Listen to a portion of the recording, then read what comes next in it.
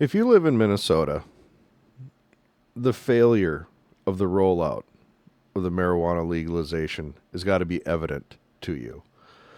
Happy 420 and happy Easter. I thought I'd do a little, to me it's kind of a fun video, about the failure of Minnesota and its rollout of marijuana legalization and dispensaries, cultivation. It's a joke. And it's an example of what you get when you're deep, deep blue, like this state is. First, this is a story from Fox 9, and this is just 5 days ago, regarding the rollout and the new rules that have been adopted by the Minnesota Cannabis Office of Minnesota Cannabis Management. We'll come back to them here. But first, Fox 9. Minnesota's marijuana moment may come in the month of May. The Office of Cannabis Management registered its finalized rules today, opening the door for licensing. Fox 9's Corin Hoggart is live in Minneapolis. And Corin, there's still some red tape, but it could turn green very soon. Red tape turning green. Green. Do you get it? Do you get it? Green. The red tape. Watch how it's not mentioned. Yeah, that's right, Simone. The first licenses could actually go out as soon as next month to micro businesses, which are kind of the mom and pop stores of the cannabis industry. The bigger companies will probably have to wait a little while longer for a lottery and then licensing. A lottery. A lottery.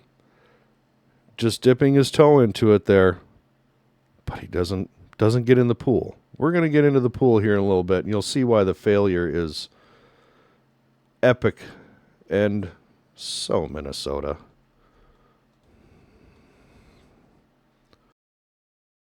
A 132-page list of rules hardly seems like exciting reading. 153 pages. You'd think that would have to pertain pretty much with just statutory and regulation. We'll find out. But cannabis connoisseurs have waited almost 2 full years for these. Minnesota's Office of Cannabis Management put up the boundaries that will contain the cannabis industry. This is a very big step. Carol Moss helped write the bill to legalize recreational marijuana in Minnesota. These days, she's advising business owners who'd been stuck at step 3 of a 5-step process to get licensed. Step 3. I'm holding it here so you can kind of read some of these things. They don't get into the real reason either. Micro business licenses are not limited by the state. So now that the rules are in place, the small business entrepreneurs can find their storefronts, work with cities on zoning, build up their security, and start selling. I would be shocked if we don't have stores opening up this summer. It seems startlingly quick after all this buildup, but I don't see what else is holding us back at this point. David Mendolia is one of about 1,850 people who applied for a micro-business license. They can open up a single retail shop, cultivate up to 5,000 square feet, or manufacture on a small scale. Or they can do all three. 5,000 square feet is a pretty good space for one small micro business. We'll get into that whole micro business part of this too. Most of the small business hopefuls are from Minnesota, while a lot of the bigger license applicants come from out of state. And it seems like the rules rollout will help give the locals a leg up.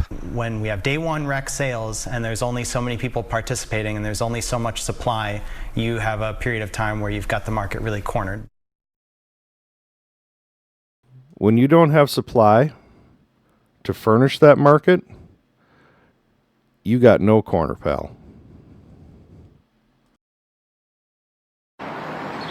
And an OCM spokesperson tells me the qualified applicants will start getting messages as soon as tomorrow to let them know what the next steps are that they need to take.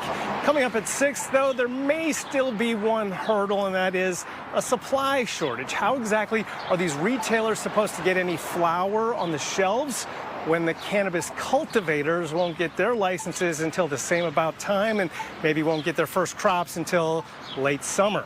We'll tell you more about that coming up at 6. For now, we're live in Minneapolis. Corin Hoggard, Fox 9. So they won't get their first crops until late summer is what they're saying. That's the big guys. Okay. Now, I want to note how that was presented to you. It doesn't tell you the reason why it's taken almost 3 years. This is another news story, but this is out of Fargo. Fargo is not as blue. So you're going to hear a couple of words here that you didn't hear in the Fox 9 story that really tell you why. And then we're going to get into why. Now since Minnesota first legalized recreational cannabis, but outside a handful of tribal storefronts, the state is yet to see any legal recreational dispensaries. Butters Valley News Team's Quinn Gorham explains that may be finally about to change. The Office of Cannabis Management, or OCM, has been waiting to hand out licenses for a while now. Part of the reason for that is rulemaking. Before the office can license prospective business owners, they need to set the state's cannabis rules. This week, those rules were officially published, paving the way for a legal rollout in the near future. More than 1,000 social equity applicants will be able to get a license starting now.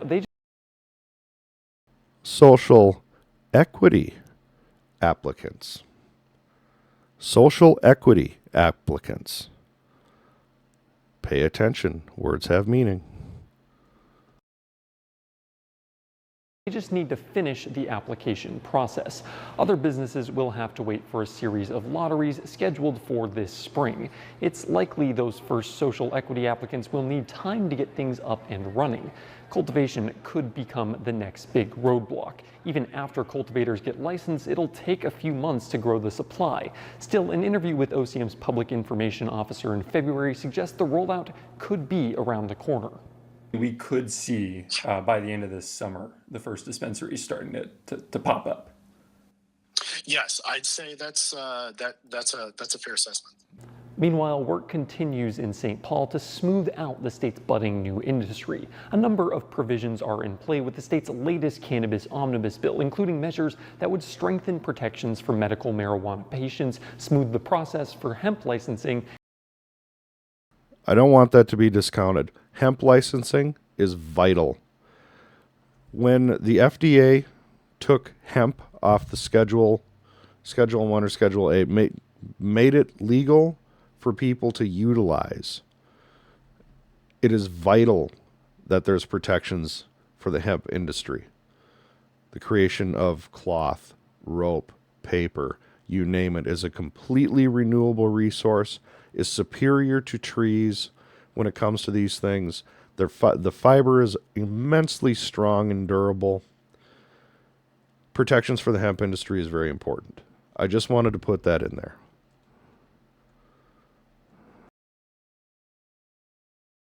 And adding additional clarity to the state's current cannabis laws. Reporting in St. Paul, I'm Quinn Gorham. The first lottery for non-social equity applicants expected to take place in May or June. The lottery for non-social equity applicants, May or June. So we get into why.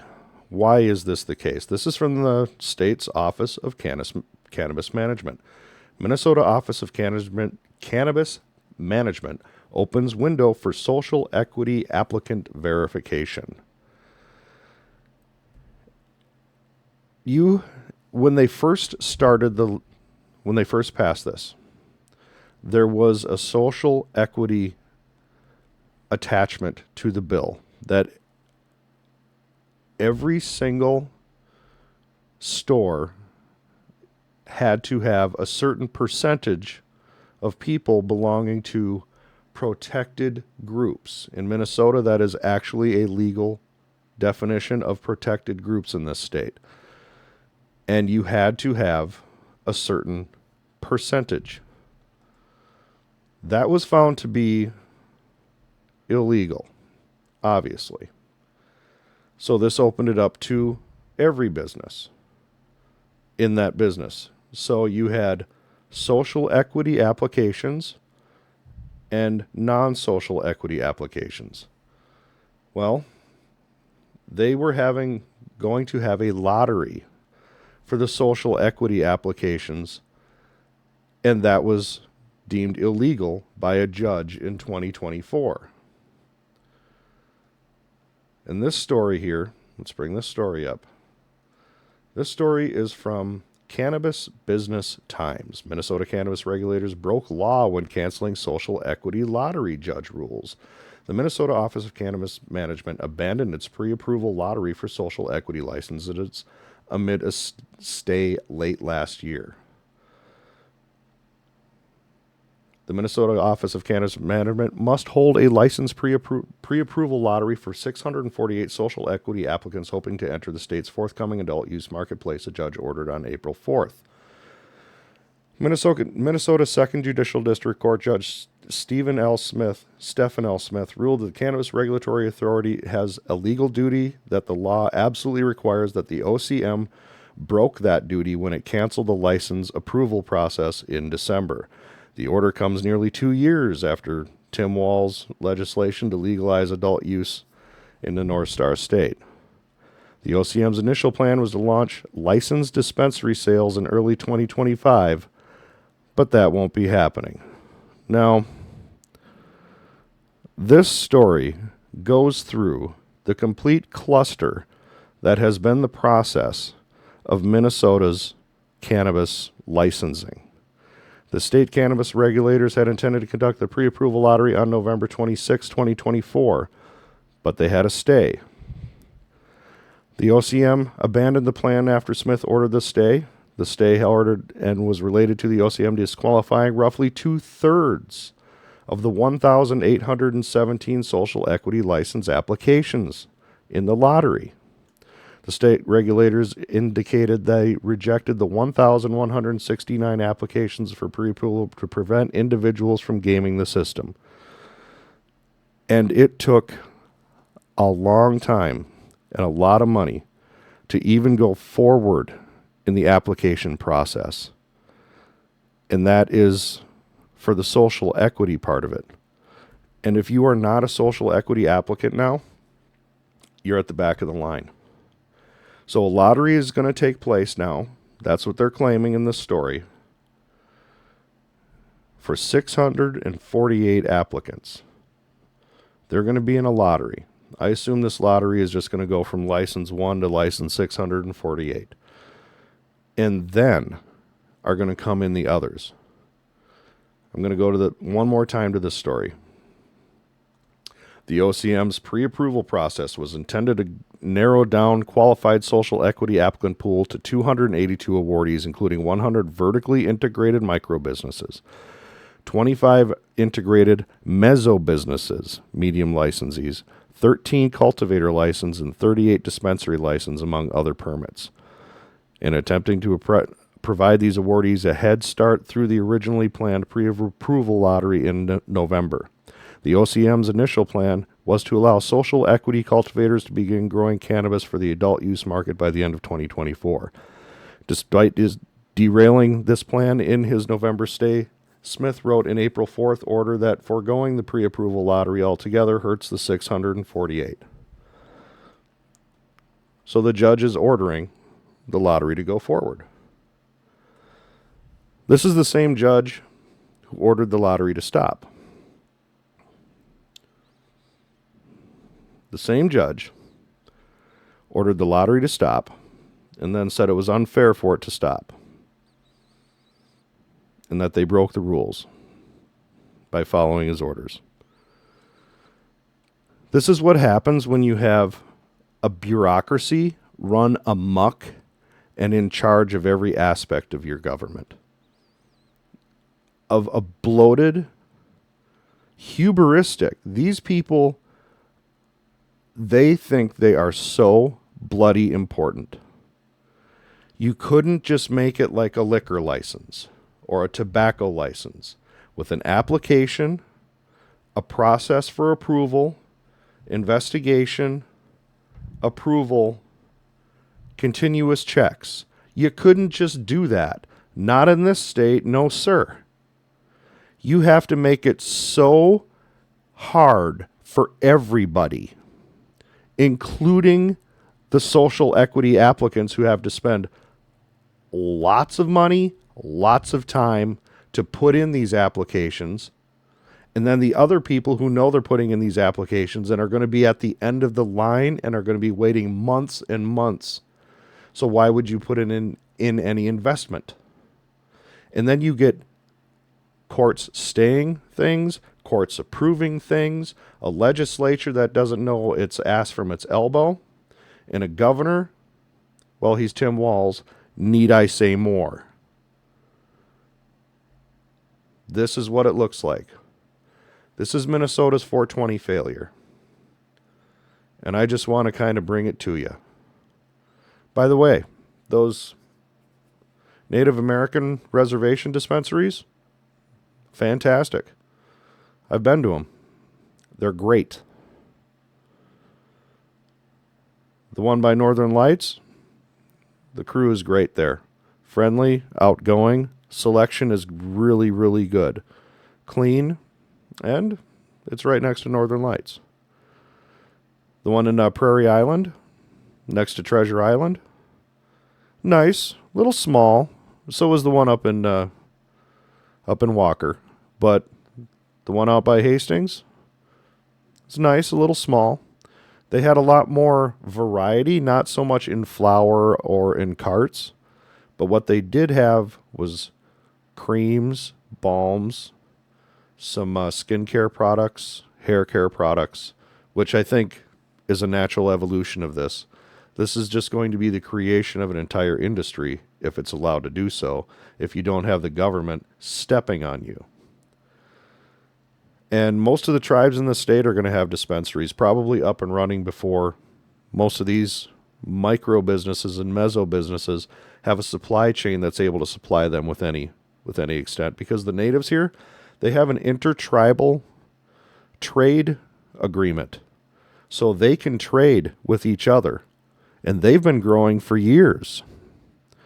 The Prior Lake tribe, they've announced a plan for a 13-acre grow facility that they are probably already in construction of right now. So, as the state dithers, as the state fails, because that's what it's good at, Minnesota is so broken. And this is a wonderful example of just how broken it is. It's going to be well over 1,000 days before the first regulated state dispensary shows up. The tribal ones are already rolling. There's only a couple tribes who won't participate. The Western Sioux out by Granite, and I believe there was one up north. I forget which one, but the 11 of 13, they plan to do it. Mystic Lake, maybe? Think of that. You want to talk about the state getting its ass handed to it. You wait until somebody like Mystic Lake gets a hold of this. Their dispensary is going to be kick-ass. And I can't wait. And I would much rather patron a Native American one than one of these state ones. Simply because I don't want to aid the bureaucracy any more than I have to. Not that I'm recommending or have ever partaken. I just find the story funny.